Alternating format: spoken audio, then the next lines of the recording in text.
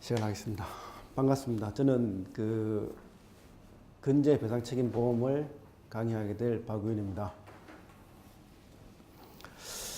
지금 이 강의는 인터넷으로도 촬영이 된 강의가 이제 동영상으로 강의가 오픈되기 때문에 인터넷 강의까지 대비해서 그렇게 강의를 강의를 하도록 하겠습니다. 일단 오늘 제가 유인물을 두 가지를 제가 보내드렸는데 이 4장짜리 문서가 하나 있고 이 법령집이 있는데 이 법령집은 향후에 제가 개인적으로 제본을 해서 드릴 겁니다. 오늘만 이렇게 낱장으로 보시면 되고 그 이후에는 제가 제본을 해서 드릴 거니까 그 제본을 가지고 다니면서 활용하시면 됩니다. 일단 제 소개는 성함 드렸지만은 이름 설명드렸지만은 박우현이고요. 제 휴대폰 번호는 이 6349가 육신사고, 이제 신체 손상이기 때문에 저는 제 휴대폰 번호가 딱 맞습니다. 육신사고의 사고 처리, 제 개인적인 휴대폰 번호고요. 이메일은 woohyun0222 네이버입니다. 이거 설명드리는 이유는 이 강의와 관련해서 내지는 개인적인 질문이라든지 이 수업 시간에 질문할 수 없는 것을 질문해 주시면은 개인적인 것이라도 제가 답변을 다 해드리니까 요거 적어 놓으셨다가 필요하시면은 언제든지 질문을 하시면 되겠습니다.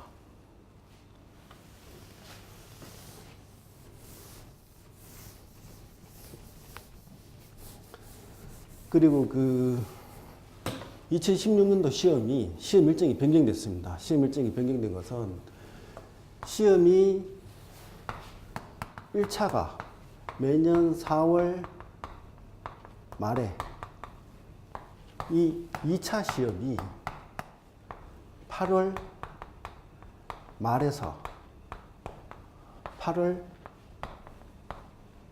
초로 변경 공고되었습니다. 그래서 실질적으로 2차를 준비하는 시간이 1차 마치고 2차를 준비하기에는 시간이 한 달 정도 단축되었기 때문에 많이 시간이 부족하게 됩니다. 근데 이 4월달, 2월달, 3월달을 기준으로 해서 3월 초에서 4월달까지는 거의 1차에 집중해야 되는 시간이고 지금부터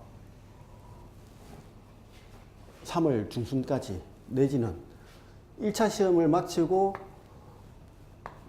7월 중순이나 하순까지는 2차 시험 준비를 하셔야 됩니다. 그리고 나머지 정리를 하시고 8월 초에 시험을 치는 이런 시스템으로 가야 되기 때문에 지금 1차를 합격하고 2차는 내년에 하겠다 이런 생각이 아니고 1차, 2차와 동시에 준비를 하시는데 1차 시험은 3월 중순 보험계약법이라든지 이런 기본 강의는 계속 들으시면서 1차 강의에 대한 준비는 집중적으로 하는 시간이 3월 중순에서 시험 전까지, 그리고 1월달, 2월달, 3월 중순까지는 2차 시험, 그리고 1차 시험 마치고 나서 바로 2차 시험에 모의고사라든지 심화과정에 들어가서 심화과정 모의고사를 거쳐서 8월 초에 시험을 치도록 그런 형태로 하게 되면은 최적의 시험 준비가 아니고 동차 합격이 가능하다, 그렇게 생각을 합니다.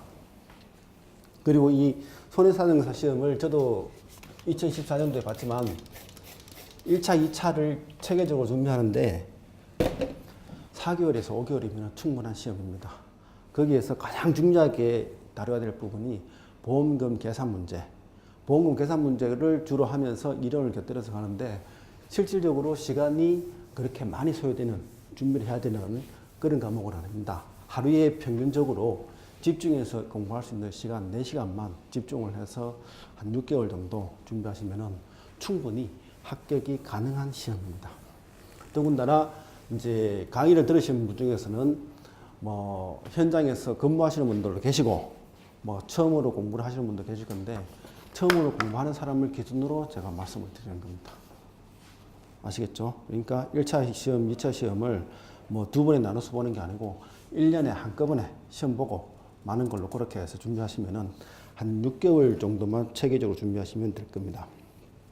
그 시험에 그 강의 들어가기 앞서서 그 법령집을 잠깐 보겠습니다. 법령집은 우리가 근저배상책임보험을 공부하고 실무를 하는 데 있어서 필요한 중요한 법 몇 가지만 제가 여기에 발췌를 했는 것이고, 이 발췌 부분은 법제처 법령 그 자료에서 복사를 해서 그대로 발췌한 거기 때문에 원문 그대로입니다. 자, 여기에서 우리가 하나 몇 가지 좀 읽고 가야 될 것이, 이해할 것이 민법, 다음에 근로기준법, 이 두 가지가 가장 중요한 법이고요. 이 근저배상 책임이라든지 하는데 가장 중요한 법이고, 그 뒤에 목차에 보시면은 7번 체육시설의 설치 이용에 관한 법률, 8번 도시가스 사업법, 9번 10번 액화석유가스, 화재배책, 이렇게 법 자체가 구성이 됐는데, 잠깐만 끊을 수 있을까요? 예. 저쪽으로 같이 좀 앉아주십시오.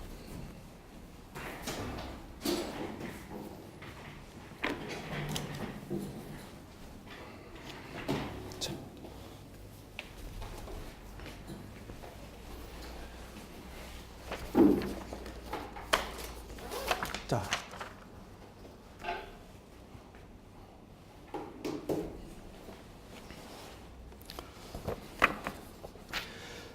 근저보험 배상 책임을 우리가 실무로 공부하고 이 시험을 준비하는 데 있어서 가장 중요한 법이 민법하고 근로기준법입니다.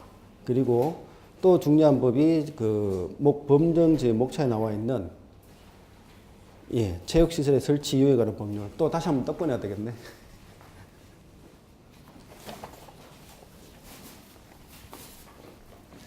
자, 이거 좀 보시고요.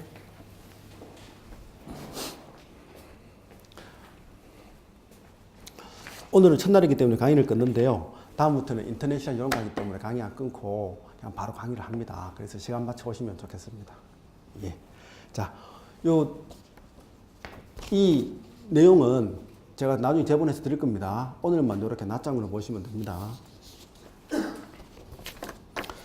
우리 근저보험하고 배상책임보험 이 실무 과목을 시험 치고 공부하고 준비하는 데 있어서 가장 중요한 법이 민법, 그리고 근로기준법, 그리고 나타나는 게 그 체육시설의 설치, 도시가스사업법, 액화석유가스, 화재로 인한 재해보상과 보험에 관한 법률 등등 이런 기타법이 나옵니다. 근데 가장 주리를 이루는 법이 민법입니다.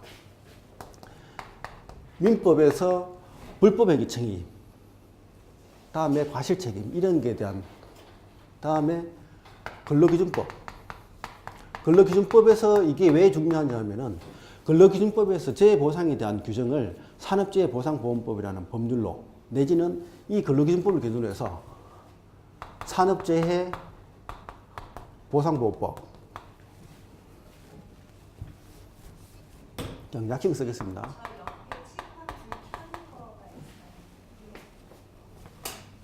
예, 산재, 다음에 근로기준법을 유사한 게 선원법, 여기서 나오는 게 선원, 근제, 다음에 산재도 여기에서 국내 근제가 거의 대부분 산재고, 다음에 해외 근제. 그 테두리가 근로기준법하고 선원법이 거의 유사합니다.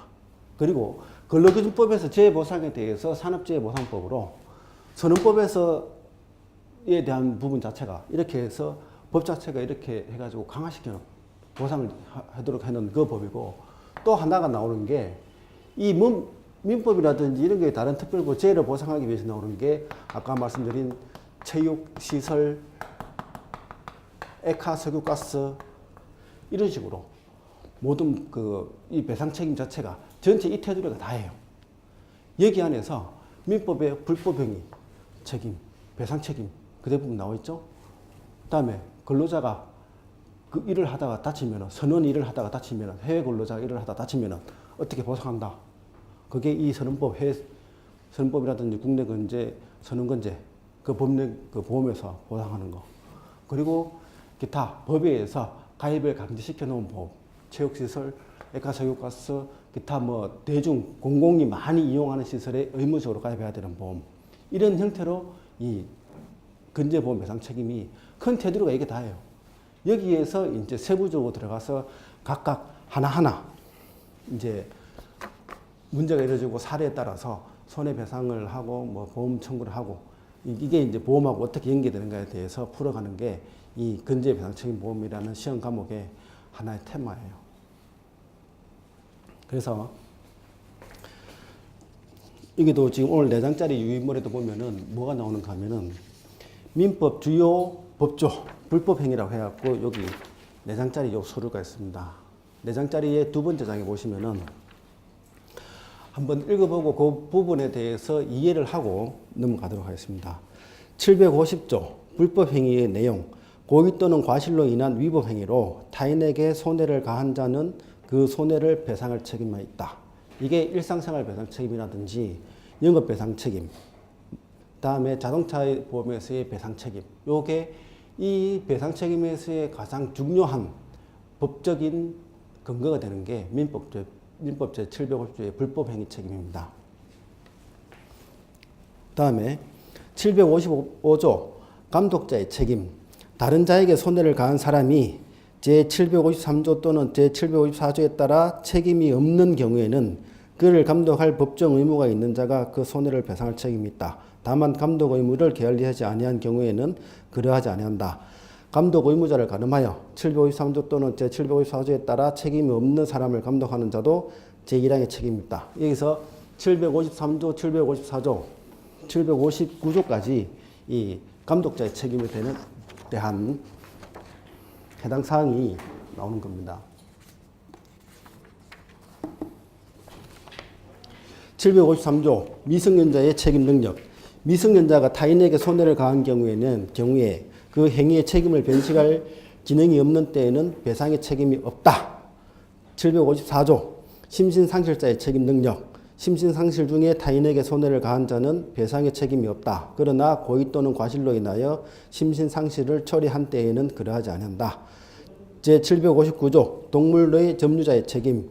동물의 점유자는 그 동물이 타인에게 가한 손해를 배상할 책임이 있다. 그러나 동물의 종류와 성질에 따라 그 보관에 상당한 주의를 해태하지 아니한 때에는 그러하지 아니하다.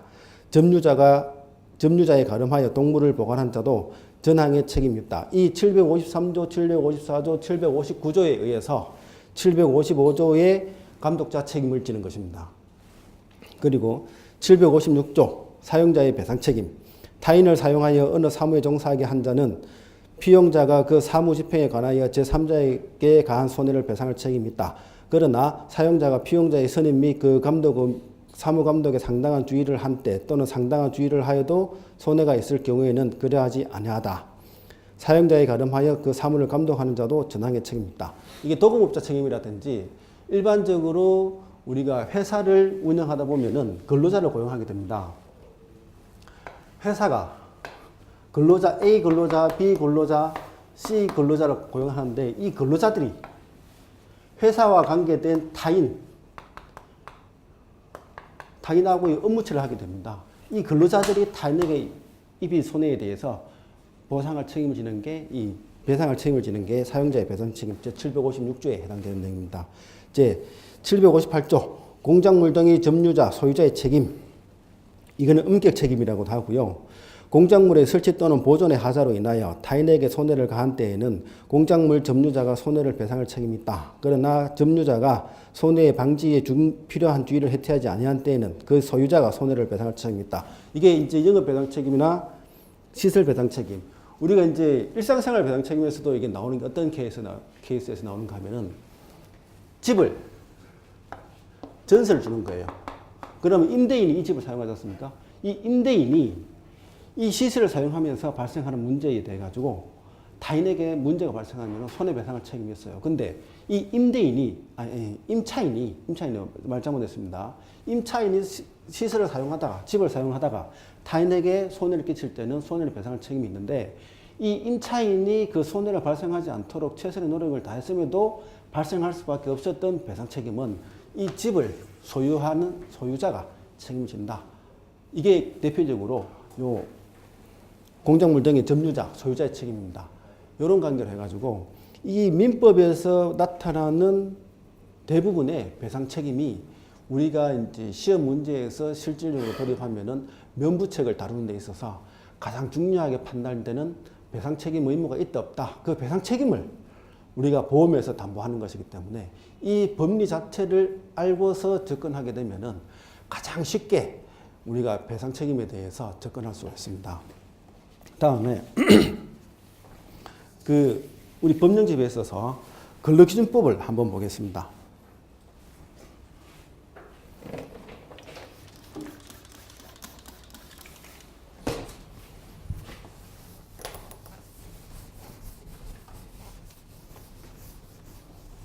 근로기준법의 중에서 우리 근로보험과 관련된 재보상 파트만 발췌한 것이고, 근로기준법 그 재보상이라든지 관계를 함에 있어서 가장 기본이 되는 그 용어의 정의, 이 부분, 근로자는 어떤 사람을 근로자라 하는가, 그런 거에 대해서만 제가 발췌를 했습니다.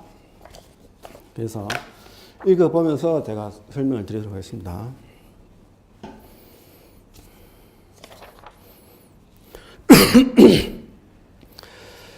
근로기준법 제1장 총칙 제2조 정의, 이 법에서 사용하는 용어의 뜻은 다음과 같다. 1. 근로자란 직업의 종류와 관계없이 임금을 목적으로 사업이나 사업장에 근로를 제공하는 자를 말한다.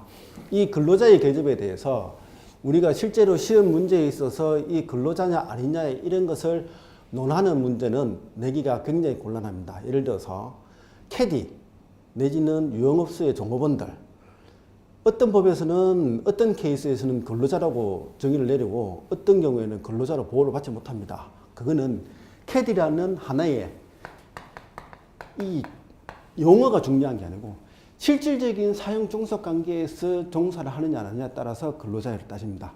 예를 들어서 캐디가 이제 골프장에서 골프를 치고 이제 손님들이 캐디피를 지급할 때 캐디가 직접 받으면은 이거는 근로자의 개념을 아니라고 보는 게 맞습니다.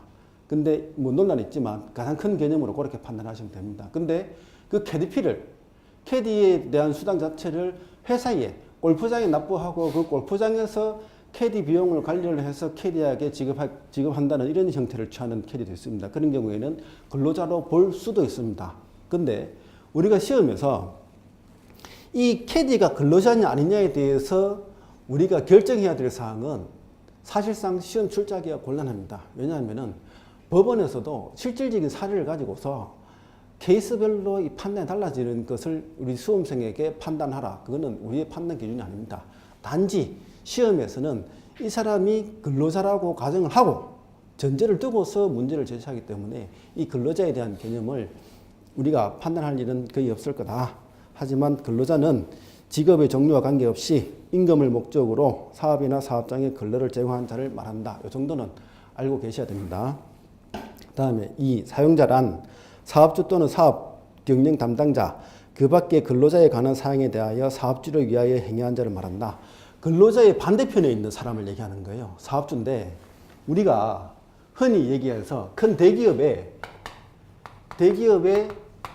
대표이사가 있고 이 대표이사를 선임하는 주주가 있습니다. 주주총회에서 대표이사를 선임하지 않습니까? 그러면 이 대표자가 고용한 근로자에게는 사용자예요. 근데 주주한테는 전문 경영인을 해서 이 사람도 이 주주와 관계에서는 근로자성을 떼고 있습니다. 그래서 예를 들어서 부장이다. 지사장이다. 지사장이 고용한 근로자한테는 사용자예요. 그래서 이제 법이 근로기준법을 적용하느냐 아니면은 그 노조법, 노동조합 및 노동관계 조정법에 해야 하는 그런 법을 적용하는 어떤 법을 적용하느냐에 따라서 상황이 달라집니다. 근데 우리에서는 지금 근로자만 하는데 단순하게 이 사람이 이런 직책을 가졌다고 해서 사용자라는 개념이 아니고 이 지사장이 있습니다. 본사 대표이사 있을 거 아니에요. 그죠? 대표이사의 관계에서는 이 사람은 근로자예요. 그리고 지사장은 자기한테 사업자 등록이 있어도 전문 경영인으로서의 근로자 역할을 하면서 전문 경영인으로서 일을 하는 것이지 근로자예요. 이 사람도. 무슨 말씀인지 아시겠어요? 그래서 지사장도 그 4대 보험 가입됩니다. 4대 보험 가입해서 근로자로 신문 다 떼고 있습니다. 그래서 그런 관계를 아셔야 됩니다. 그 다음에 근로란 정신노동과 육체노동을 말한다. 근로계약이란 근로자가 사용자에게 근로를 제공하고 사용자는 이에 대하여 임금을 지급하는 것을 목적으로 체결된 계약을 말한다. 자, 우리가 여기서 이제 흔히 일반적으로 이제 놓치고 있는 오류가 근로계약서를 작성해야지만이 보호를 받는다 이런 개념을 가지고 있습니다. 근데 절대 그렇지 않습니다.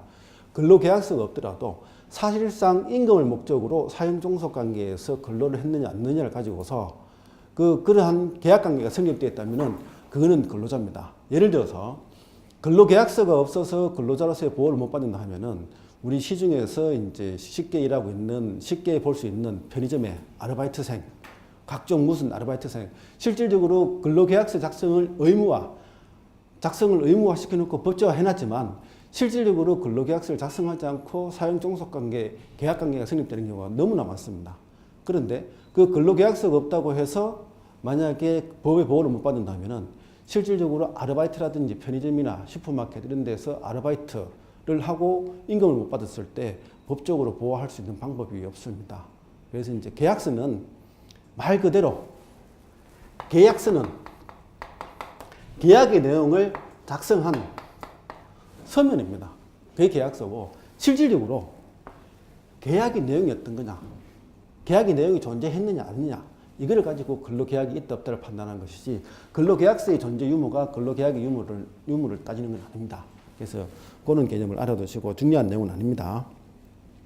5. 임금이란 사용자가 근로의 대가로 근로자에게 임금, 봉급, 그 밖에 어떠한 명칭으로든 지급하는 일체의 금품을 말한다.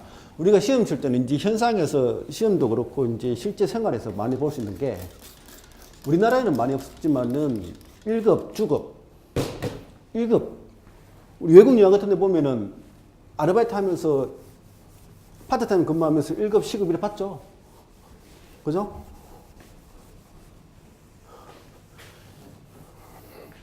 우리가 흔히 건설 현장 가면은 뭐라 그럽니까? 일당 10만 원. 이게 임금이잖아요.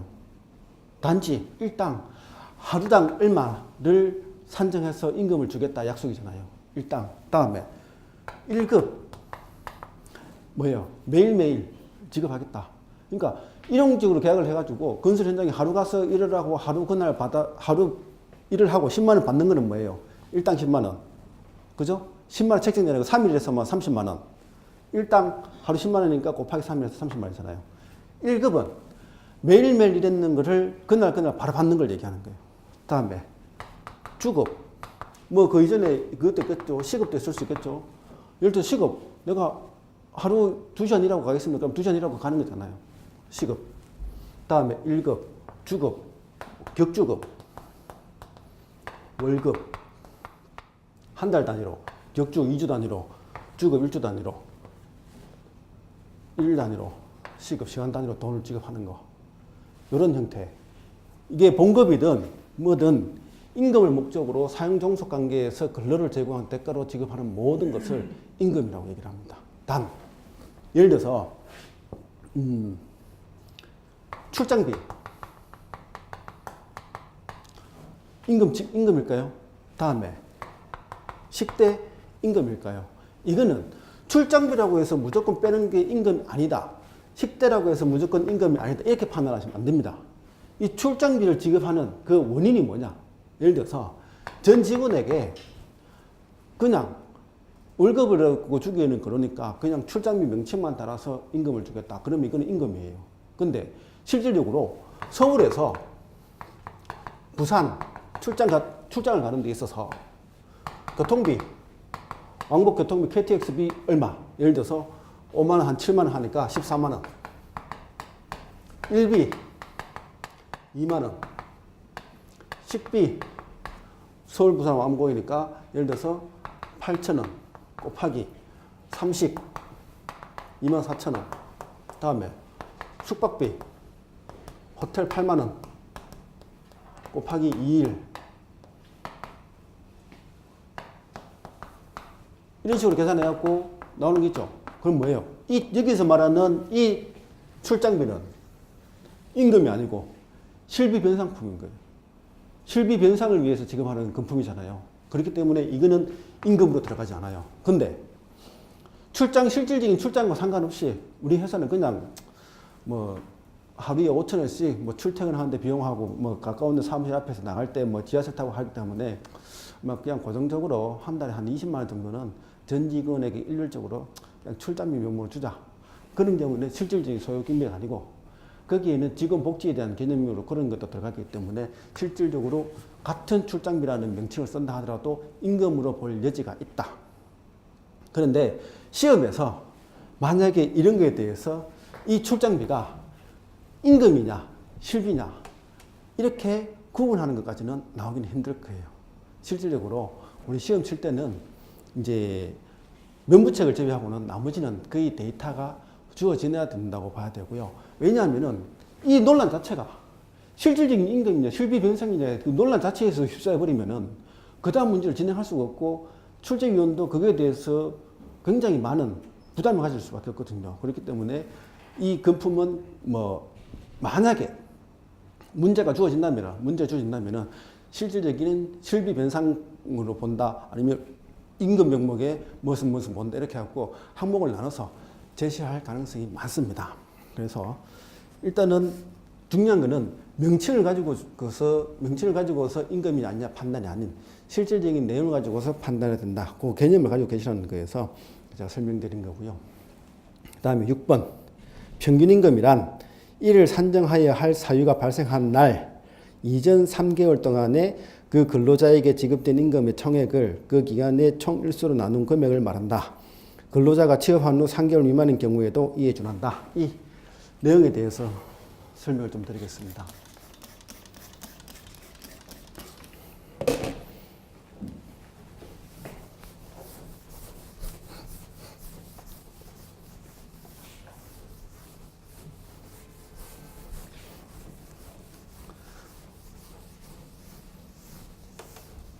제가 지난번에 샘플 강의 촬영하고 후배들한테 혼났습니다. 글자를 너무 날려 쓴다고. 그래서 조금 더 신경 써서 쓰는데 워낙 제가 악플이니까 이래가지고 평균임금이라고 하는 것은 여기가 사유 발생일. 발생이 뭐냐면 말 그대로 그냥 사고라고 생각하시면 됩니다. 사고로 생각하면은 사고 당일은 하지 않습니다. 사고 당일 예를 들어서 그냥 우리 계산하기 편하게 사고가 5월 1일 날 발생했다. 그러면은 4월 30일부터 1개월, 2개월, 3개월 그러면은 2월 1일부터 됩니까? 2월 2, 3, 4 이래 되죠. 3개월. 무슨 말씀 아시겠어요? 이 평균임금이라는 것은 평균임금의 산정 사유 발생한 날 이전 3개월에 임금 총액 3개월간 받은 총임금을 3개월 일수 2월달 예를 들어서 28일 3월달 31일 4월달 30일 예를 들어서 2월달에 월급 근로자 같으면은 예를 들어서 250만 원 받는다. 250 받을 거 아니에요. 상여금 지금 논하지 않겠습니다. 상여금은 나중에 여기서부터 과거 1년 여기까지 발생한 각종 상여금을 다 더해서 다 더하면 1년치 상여금이죠. 그거를 이 전체 상여금을 나누기 12월 예를 들어 상여금 1,000만 원, 1,200만 원 받았으면 나누기 12월 하면 한 달 100만 원이잖아요. 근데 평균임금은 몇 달치 가지고 산정해요? 3개월치 하잖아요. 그러면은 3개월 하면은 예를 들어 아까 전에 총 받았는 게 1,200만 원이라고 가정을 했을 때 하면은 300만 원이 3개월의 임금에 들어가겠죠. 이해되십니까? 됐어요? 안 됐으면 다시 설명드리고. 이해됐어요? 예. 그래서 3개월의 임금 여기에 750만 원 더하기 상여금 300만 원 했는 게 1,050만 원이죠. 나누기 3개월의 일수 89일이죠. 그죠? 이렇게 했을 때 나오는 산출하는 금액이 평균임금이라는 거예요. 이해되셨습니까? 다시 한번 설명드려요? 왜 말씀이 없었어요? 됐습니까? 이게 평균임금이에요. 그래서 이제 평균임금이라는 것은 이를 산정할 사유가 발생한 날 사고일 이전 3개월간의 임금 총액을 그 기간의 일수로 나눈 금액을 평균임금이라 한다. 자, 7. 소정 근로시간이란 근로시간의 범위에서 근로자와 사용자가 사이에 정한 근로시간을 말한다 했는데 근로기준법에서는 소정 근로시간은 8시간을 넘지 않도록 그렇게 규정을 하고 있습니다. 그렇다고 해서 8시간이라는 것은 실질적으로 산정한 단위에 대한 부분이고 회사의 사정이라든지 그런 것에 따라서 8시간을 넘게 내지 8시간보다 단축해서 또 연소자나 임산부나 이런 경우 8시간 더 쭉보다 작게 근로계약 근로를 하도록 그래서 법에서 정해져 있습니다. 그래서 8시간이라고 하는 것은 하나의 산정 단위를 얘기하는 것이고 그 소정 근로시간이라고 하는 것이 나중에 혹시 여기서 조금 더 깊게 들어가면은 이 사람 시간당 임금이 얼마냐 내지는 일당이라든지 이런 거 평균임금을 산정하는 데 있어서 기초가 되는 통상임금을 산정할 때 이 시간당 소정 근로시간 수 자체가 내지는 연장근로, 휴일근로, 야간근로를 산정할 때 이 소정 근로시간 수가 중요하게 작용하는데 그 이 소정 근로시간 수는 8이라고 생각을 하시면 맞을 겁니다. 정상적인 근로가 이루어질 때는 소정 근로시간은 1일 8시간, 주 40시간, 현재 시대는 그렇습니다. 그 다음에 월간 소정 근로시간 수는 209시간, 그렇게 산정이 됩니다. 자, 8번 개념은 8번 단시간 근로자에 대해서는 아르바이트를 주는 개념이기 때문에 넘어가도록 하겠습니다. 자, 2장 근로계약 9페이지 근로계약에 있어서 제34조 퇴직급여 제도 사용자가 퇴직하는 근로자에게 지급하는 퇴직급여 제도에 관해서는 근로자 퇴직급여 보장법이 정하는 대로 따른다. 이거 이제 퇴직금 산정에 대한 부분인데 이 부분이 우리가 이제 근제보험이라든지 배상책임보험에서 어떻게 나오는가 하면은 우리가 일실퇴직금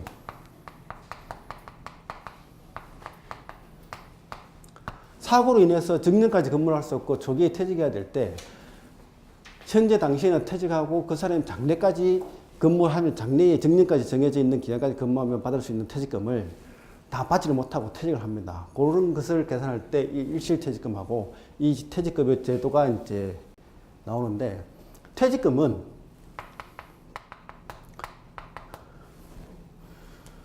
퇴직금을 가장 쉽게 계산할 수 있는 방법은 월 평균 임금 곱하기 재직 일수 365일분의 재직 일수 하면은 그냥 일반적으로 우리가 계산기 없이 퇴직금을 산정하는 방법이 이 방법이면 가장 여기에 월 평균 임금 산정하려고 그러면 어떻게 돼요?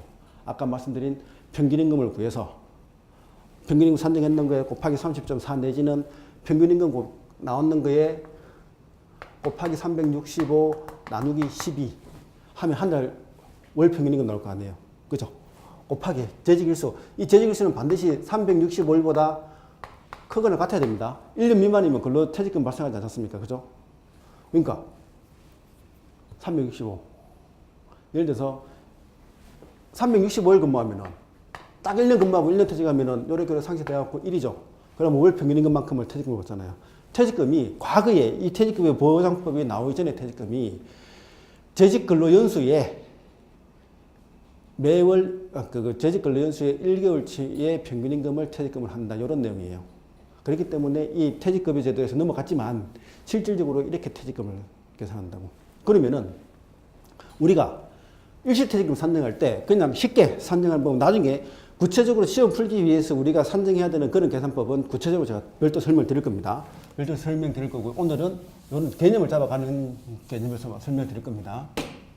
자, 우리가 정년이 2030년 12월 31일이다. 근데 사고가 2016년 1월 10일 사고 발생했다.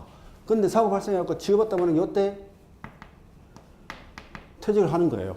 근데 사고 발생을 기준으로 해서 과거 3개월을 2월 1일이라고 하고 그러면은 2월 1월 12월 11월 10일, 12, 1월달, 30일, 31일, 31일. 한 달에 월급 평균을 그거 300만 원씩 받았다고 가정했을 때 300. 실질적으로 이 사람 입사가 언제냐? 한 25년 빼면은 2005년 1월 1일이다. 이 회사에 입사해서 정년퇴직이 여태까지 근무하면 정년퇴직이란 말이죠. 그러면은 정년퇴직으로 해서 사고가 없었다면은 정상적으로 정년까지 근무하고 퇴직금 받으면 되죠.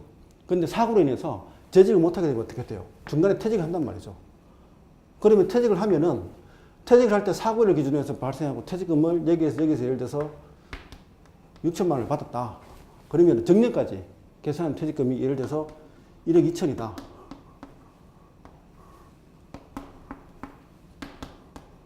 그러면 이 일실퇴직금을 받아야 될 거 아니에요. 그죠? 그때 우리가 나오는 게 이 퇴직급여에 대한 부분. 만약에 회사에서 퇴직연금으로 해서 퇴직금, 적립금 제도를 해놨다 하더라도 실질적으로 정년까지 근무할 때 할 수 있는 퇴직금을 산정하면 여기에서 한번 산정해 보면요.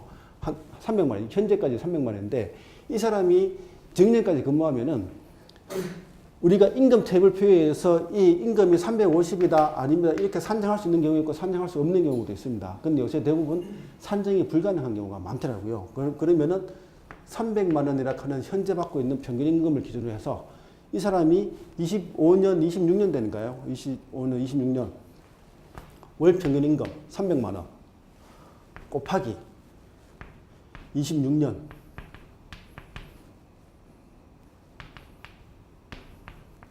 그럼 7,800만 원이 이 사람이 퇴직금이 되겠죠. 됩니까? 이해되셨어요?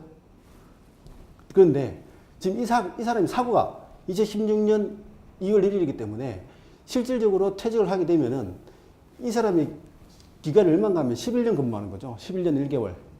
그죠? 그러면은 현재 300만 원 곱하기 11년 그 다음에 300만 원 곱하기 365일분의 11일 31일 이해되십니까? 이 사람이 이 2016년 2월 1일을 기준으로 했을 때 재직기간이 11년 1개월이니까 그죠? 11년 1개월이니까 이거를 여기로 대입해버리면 300만 원 곱하기 365분의 11년이면 365 곱하기 11년 더하기 여기 아까 전에 1개월이 하나 더 있죠? 30일. 그죠? 이걸 풀었으면 똑같은 11년에 365분의 11일이잖아요. 맞습니까? 어렵습니까? 총 재직기간이니까. 이런 식으로. 그렇게 해서 이거를 해서 이때 산정되는 이 7,800만 원을 현가로 계산해가지고 현재 받게 되는 퇴직금하고 사이에서 그 차익을 보상받는 그렇기 때문에 이 부분도 뭘 봐야 되냐 하면은 근로자 퇴직금에 대한 규정을 알아야지만이 실질적으로 일실퇴직금 산정이 가능한 부분입니다.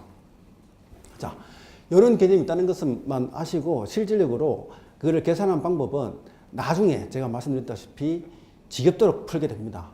그리고 그 사례를 제가 들어서 하기 때문에 지금 개념이 좀 잘 안 잡힌다 하더라도 충분히 오늘은 그런 것만 있다 하더라까지만 알고 가셔도 되겠습니다. 나중에 충분히 계산하실 수 있는 기회가 주어집니다. 제8장 재해보상. 이 재해보상 이 부분이 근로기준법에서 정하고 있는 내용을 이제 근재보험 산업재해보상보험법으로 근로자 재해보상에 대한 부분을 이관시켜 준 놓은 부분이고 이 근로기준법에 재해보상에 대한 규정이 선언법하고 거의 흡사하고 그거를 조금 더 보상을 많이 받도록 해놓은 것이 산업재해보상보험법 그리고 이제 근재보험이 되겠습니다. 자, 78조 요양보상. 근로자가 업무상 부상 또는 질병에 걸리면 사용자는 그 비용으로 필요한 요양을 행하거나 필요한 요양비를 부담하여야 한다. 제1항에 따른 업무상 질병의 요양의 범위 및 요양보상의 시기는 대통령령으로 정한다. 이렇게 되어 있는데 이 요양보상이라는 게 뭐죠? 실질적으로 병원에 가면은 소요되는 치료비 치료비를 얘기하는 거예요. 그래서 산업재해보상보험법으로 만약에 근로자가 산업재해로 부상 또는 질병이 이완됐다는 게 확인되면은 근로복지공단에서 치료비를 다 대줍니다. 그거를 요양비라고 얘기를 합니다. 제79조 휴업보상. 사고로 인해서 내지는 질병, 업무상 사고, 업무상 질병으로 인해서 일을 못하게 된 경우에 실질적으로 그 휴업을 함으로 인해서 소득을 받지 못한 부분에 대해서 보상하는 규정이 휴업보상입니다. 자, 장애보상. 치료가 다 끝나고 난 뒤에 후유장애가 남았습니다. 그때 보상해주는 규정이 장애보상 규정입니다. 다음에 82조 유족보상.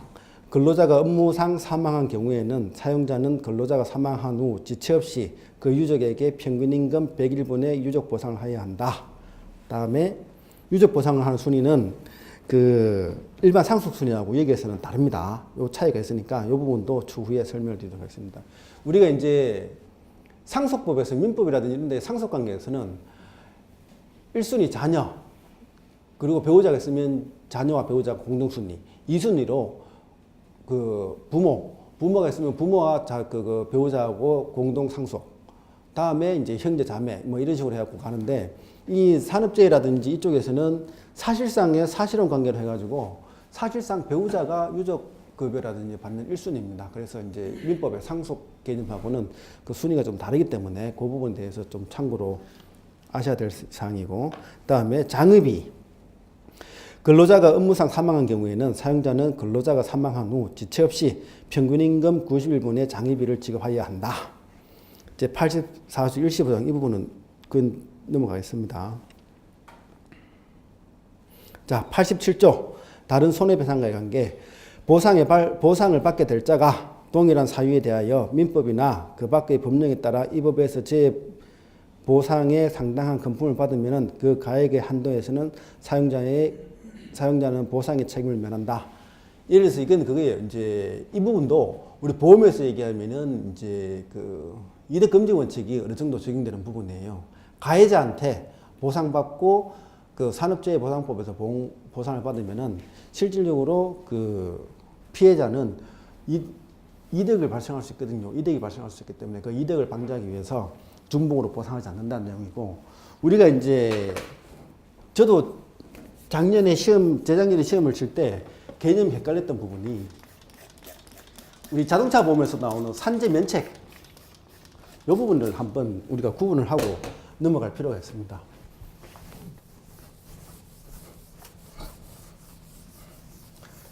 이것도 재해보상에 대한 부분도 다른 배상 의무자와의 관계, 다른 손해배상과의 관계, 손해배상입니다. 배상. 보상과의 관계가 아니고 배상과의 관계입니다.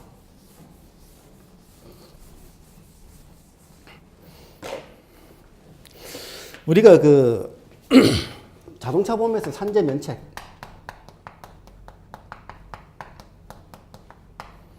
아니 업무 중에 다쳤으면은 보상해 줘야 되지 왜 면책을 하냐. 저도 처음에는 이 개념을 잡기 전까지 굉장히 헷갈렸습니다. 지금 실무하고 계시죠? 이 산재 면책에 대해서 어떨 경우에 면책되고 어떨 경우에 보상하는지 혹시 자동차 보험에서 알고 계십니까? 이해 설명할 수 있겠어요? 일단 일하는 중간에 다쳤으면 당연히 산재가 되는데, 네. 분쟁이 되는 것들은 그 이동 중 같은 경우는 교통수단에 대해서 꼭 그 교통수단 이용을 할 필요가 있었는지. 제가 이제 답변하신 거하고 제가 묻고자 물어서 여쭤보고 얻고자 했던 답변하고는 좀 차이가 있습니다. 제가 설명드릴게요. A 기업체에 근로자가 뭐라고 할까, 홍길동, 박우현, 그다음에 이름 생각나는 대로 이렇게 근로자가 고용이 되어 있습니다. 사용종속 관계. 근데 이 사람이 부산 출장을 갑니다. 자가용을 가지고 출장을 하는데 만취차, 충격, 제가 다쳤습니다. 그럼 뭐예요? 저는 부산 출장 중이기 때문에 A 기업에서 어떻게 돼요? 근로자죠. 근무 중에 다쳤기 때문에 사고죠. 그죠? 맞죠? 근데 사고기 때문에 이 만취차는 배상 의무가 있죠. 그죠? 이 만취차에 충격을 한 이 배상 의무자하고 A 기업은 또 산재보험에 가입되어 있단 말이에요. 산재보험에 가입되어 있고 안 되어 있고 떠나서 근로자이기 때문에 산재보험 성립되어 있지 않더라도 저는 산재 근로복지공단에서 보상받을 수 있습니다. 그러면은 산재보험에서의 보상하고 이 배상 의무자가 가입한 예를 들어서 S화재 자동차 보험에서 보상하고 그죠? 보상해줘야 되는데 왜 산재 면책이라고 얘기할까요? 자동차 보험 약관에서 대인배상 투라고 투에서 산재 면책이 냈잖아요. 그죠? 이 경우에 산재라고 면책할 수 있습니까? 이게 지금 수험생들이 명확하게 지금 모르는 게 산재 면책이라고 해서 자동차 보험 약관에서 나오는 면책 이 부분이 건재보험에도 마찬가지로 이 개념을 잡고 해야 되기 때문에 이 건재보험에서 자동차 보험 얘기를 갑자기 하는 거예요. 이유는 여기에서 바구에는 출장 중에서 사고를 해서 산재 사고를 하더라도 면책할 수가 있다 없다? 면책할 수가 없습니다. 그 대신에 중복 보상할 수 없잖아요. 여기서 말하는 산재 면책이라는 것은 A 기업의 홍길동이 같이 근무한 동료자가 운전하다가 바구엔을 충격했어. 내지는 A 기업의 사주가 운전해 가다가 근로자를 충격했어. 그러면 뭐예요? 산재 면책이 적용돼요. 이 산재 면책이라는 것은 여기서 말한 것처럼 하나의 회사의 구성원 범위 내에서 가해자가 피해자가 있을 때 이게 산재 면책이에요. 아시겠어요? 여기서 뭐 산재 면책이고 이 만취차 A는 A 기업의 회사가 아니잖아요. 회사와 관계자가 아니지 않습니까? 그렇기 때문에 여기서 나오는 산재는 면책이 될 수가 없어요. 이게 이제 자동차 보험 약관 대인배상 2에서 나오는 동료제의 면책, 사용자 면책. 무슨 말인지 아시겠어요? 회사 차를 이용해서 내가 충격받을 수 있잖아요. 이게 산업재해 면책. 이 다른 이 A 기업하고 관련이 없는 제3자에 의해서 충격이 됐을 때는 산재 면책이 있을 수가 없습니다. 단, 이 관계에서 나타나는 게 이거예요. 이 자동차 보험 대인배상 책임에서 뭘 보상해 줍니까? 1번, 위자료. 보상해 주죠. 2번, 휴업손해. 3번, 치료비. 4번, 후유장애. 이렇게 보상해 주죠. 그죠? 이거는 자동차 보험에서 이렇게 보상해 준단 말이에요. 보상해 주죠. 보상해 주죠. 보상해 주죠. 보상 다 줍니다. 근데 산재에서도 어떻게 돼요? 이 S화재에서 가입해주는 이거에서도 지금 이렇게 1, 2, 3, 4 보상되지만 산재보험에서의 보상하는 룰에 따라서 저를 보상해줘야 될 거 아니에요. 그러면은 산재보험에서는 위자료는 보상해주지 않습니다. 휴업손해 보상해줍니다. 치료비 보상해줍니다. 후유장애 보상해줍니다. 그러면 어떻게 돼요? 중복됐죠? 그죠? 여기에서 이 중복되기 때문에 여기 법령에서 뭐라고 나오는가 하면은 보상을 받게 될 자가 동일한 사유에 대하여 민법 불법행위 책임이죠. 이 S차가 갖다 때린 거는 불법행위 책임이죠. 민법이나 그 밖의 법령에 따라 이 법의 재해보상에 상당한 금품을 받으면은 그 가액의 한도에서 사용자는 보상의 책임을 면한다. 요게 산업재해보상보험법에도 똑같은 내용으로 해가지고 됐는가 하면은 여기서 자 앞을 잠깐 보세요. 휴업손해 중복이잖아요. 휴업손해가 자동차 보험에서는 평균임금의 80% 과실이 없다고 그냥 가정할게요. 평균임금의 80% 지급하죠. 산재에서는 70%예요. 그러면 이걸 보상 안 받고 이걸 보상받으면 되죠. 치료비 여기에서는 치료비는 자동차 보험에서 100% 여기서도 100% 둘 중에 유리한 거 선택하면 됩니다. 거의 대동소이합니다. 근데 이 산재보험에서는 여기서 하나 더 넣고 간다면은 의료보험법상의 급여 내용은 보상이 돼요. 근데 영수증에 비급이 나오는 거 있지 않습니까? 보상이 안 됩니다. 근데 자동차 보면은 급여든 비급여든 보상이 다 됩니다. 과실 적용되면 뭐 이걸 선택하는 게 낫겠지만은 그런 경우에는 보통 이거를 선택하게 됩니다. 자, 그리고 후유장애.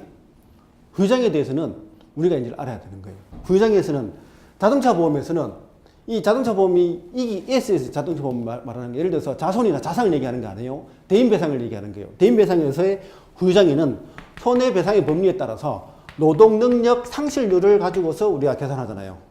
그죠?